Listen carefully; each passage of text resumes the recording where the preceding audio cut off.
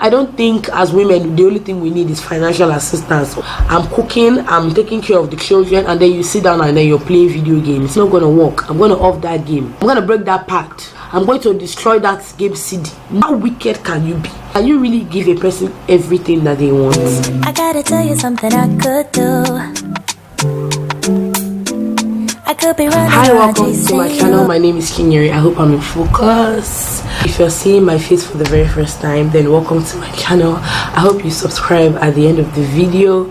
If you end up enjoying it, then don't forget to give the video a thumbs up.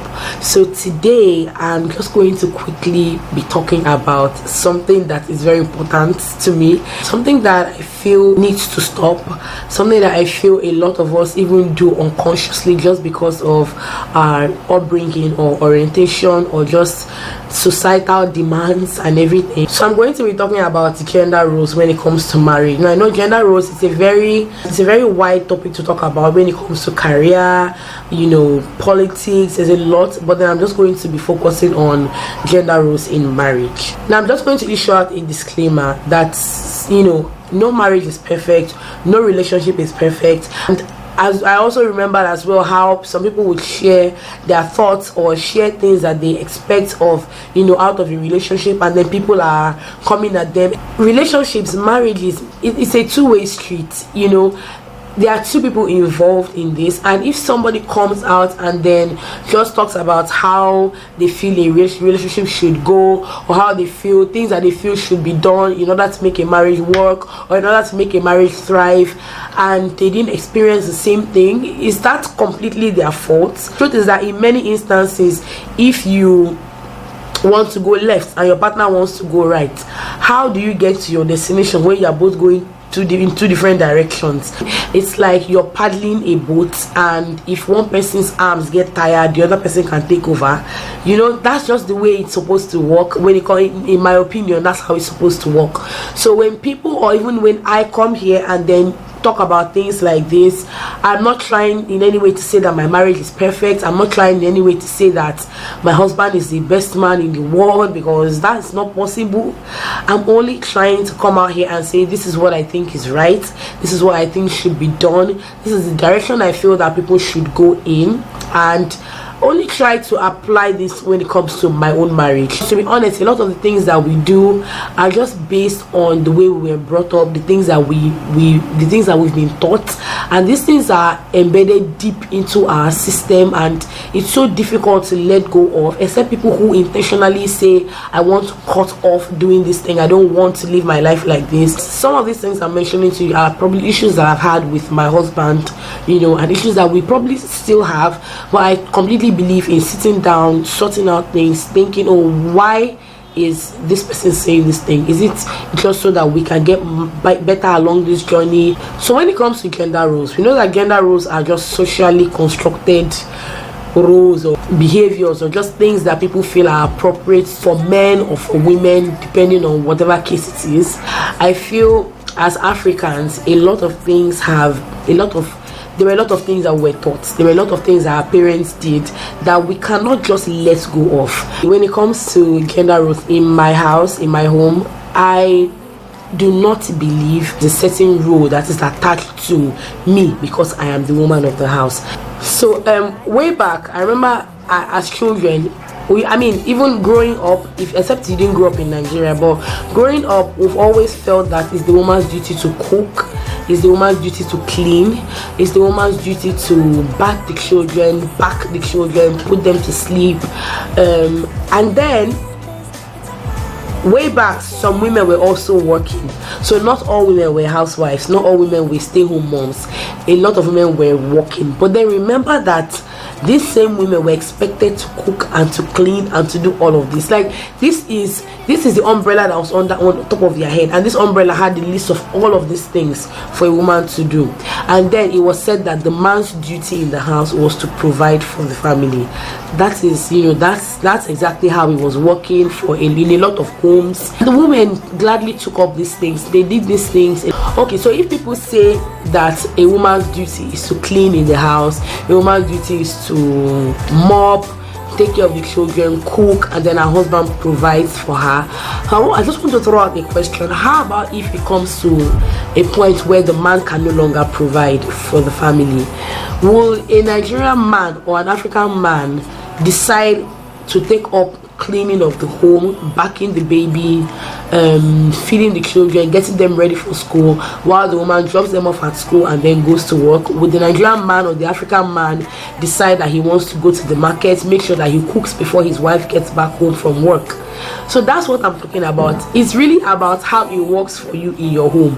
Now, I know that you find people in the Western culture that if a man and a woman are married and the woman earns more and they don't want to have to leave their children in the hands of a nanny, the person who earns less stays home with the children. Doesn't matter if it's the man, doesn't matter if it's the woman, whoever it is that earns less stays home with the children. I remember Nigerian movies that we used to watch. You would see where it's usually Ikere and Nobi. You'll find where if she's married and she's the breadwinner of her home. I don't know if you guys, there's just this movie that I'm picturing in my head right now that I remember, that she went to work, she came back with a poly bag of food stuff, and then she got to the house and then she just dropped the poly bag and asked the man to take it to the kitchen and cook. So in a case like that, what would you say? Would you say it's the woman's duty to still cook? Is she going to go to work and is she going to then come back home and start cooking for a man that just sits down in the house because he doesn't have a job? Because the one thing that he's supposed to do, he's not even able to do it, and we'll say, okay, it's not his fault, but the woman has to continue with the roles that were assigned to her. Now, I've seen a couple of comments where people say, oh, I wouldn't want my husband to go to work in the morning, come back home at night, and then I expect him to go into the kitchen and cook. But I also want to point out something to you. That's why I said marriage, there has to be a lot of communication. There has to be a lot of sacrifices. Now, if a man goes to work from morning and comes back in the evening, and his wife was home all day long and she can cook, why won't she cook? I mean, nobody's saying when the man comes back from work you will ask him to cook. Why can't she cook? She can cook, that's fine, except if she's not feeling fine, which then they will come to an agreement and say, okay, nobody's going to cook, let's buy food or whatever. But then just imagine if a man is working, his wife is working, they are both contributing financially. Women are still expected to do certain things, and when I mean men are still expected to do certain things, I mean men are not expected to lift a finger. The woman would still clean, the woman would still cook, the woman would still back the baby. You would find men in their homes where their children are crying but they can't lift up, they can't carry that child. I was talking to somebody some time ago where she said she used to go to someone's house, a very old friend of mine. She used to go to her husband's friend's house, and then she would see the woman carrying the child and cooking, and the man is sitting down there doing absolutely nothing because it looks like this is the role of the woman. Now, how wicked can you be? I mean, it doesn't even show that you truly and genuinely care for that person. If you see a woman cook, you see her sweating in the kitchen, you see her backing the child, and then you see that same woman goes to work tomorrow, or maybe goes to the market where she sells, comes back home. If you're not home, she brings out her money, she makes food. You go to homes where you see the woman toiling morning till night and the man does nothing. Okay, let's take for instance now a man goes to work and his wife goes to work as well, and you would see, I'm telling you that there will be cases where, because the cooking has been assigned to the woman, you will see where a woman would go to work, the man will go to work. Let's say the man comes back home before her by, let's say, 8 p.m. and then she gets back by 10 p.m. You would, I'm telling you that there are cases where the man will get back home, sit down in the house, cross his leg and wait for his wife to come back by 10 p.m. to cook for him to eat. In a case like this, the smart and the sensible thing to do would be, oh, you get back home, oh, my wife is not back, she gets back by 10 o'clock, what can I do to actually help, or to at least ease the burden off, to ease the burden on her? You go into the kitchen, oh, what's available? You would even see, in many cases, everything's available for them to cook, but because it's not, they are not supposed to do it, in inverted commas, they are not supposed to do it, you will see them just sit down and just wait for the woman to come back. Then you see the woman come back, start sorting the children out, preparing the children for the next day for school, and then start cooking for a grown-up man.